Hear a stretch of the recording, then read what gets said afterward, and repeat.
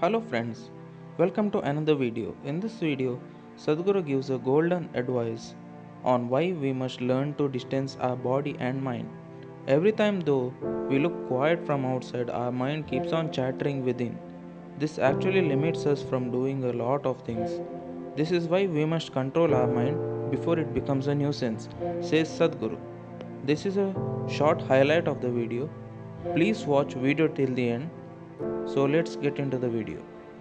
So, we will initiate you into Shambhavi. It's a simple process. There are many ways to do it. This is one simple way. But it's a powerful process. If you sit here, you will see your body is here, your mind is somewhere, who you are is somewhere else. Once there is a space between you and the mind, then what the mind is not doing, what the mind is doing is not even an issue.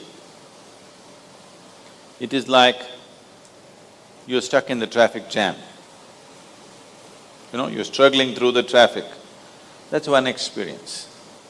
Suppose you're either standing on Chamundi Hill or you're floating in a hot air balloon and look down at all the traffic. Very peacefully, traffic. Why? There's a distance, isn't it? When you're in it, traffic is a different experience. From really high up there, sitting in a hot air balloon, you look down, you can't even hear the sounds. Looks wonderful, traffic, isn't it? Yes or no? Yes. Because there's a distance. So once there's a distance between you and your mind's activity, mind is not a problem. Mind is a miracle, it is not a problem. And anyway, if thoughts are going continuously, if you're having a mental diarrhea, obviously you ate some bad food, isn't it? Yes. If you're having a physical diarrhea, you ate some bad food, isn't it? If you're having a mental diarrhea, you are obviously consumed something wrong.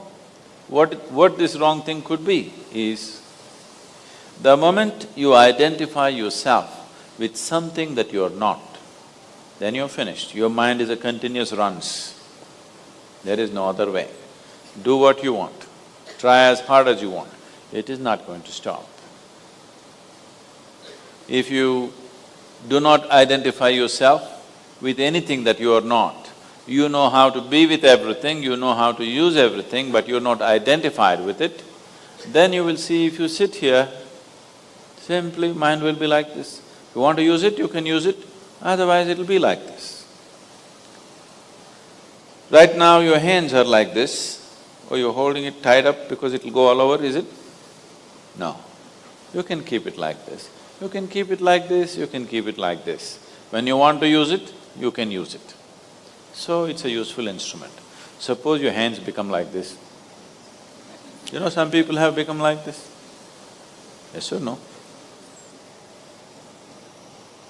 If it becomes like this, you will become ridiculous, isn't it? If it happens to your mind, also you're equally ridiculous. It is just that you are living in the comfort that nobody else can see it. But people can see it. They watch you closely enough, they can see it, isn't it? And whether they can see it or not, that's not the point. The point is, the most important faculty of your life is out of control. Doesn't matter whether they can see it or not, that's not the issue. The issue is, the most important faculty in your life is out of control, doing its own rubbish all the time, not doing what you want it to do. So, if you have to be freed from this ailment, you should stop eating bad food.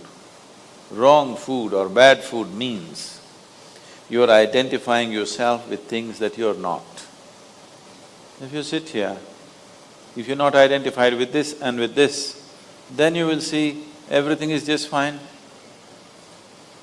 Then your mind will do what you want it to do. Otherwise, it will simply hang there, and that's how it should be. Mind should not be telling its own stories all the time. It should tell the story that you want it to tell, isn't it? Otherwise, it's quite a nuisance. If you like the video, please like, share, subscribe. Thanks for watching and take care.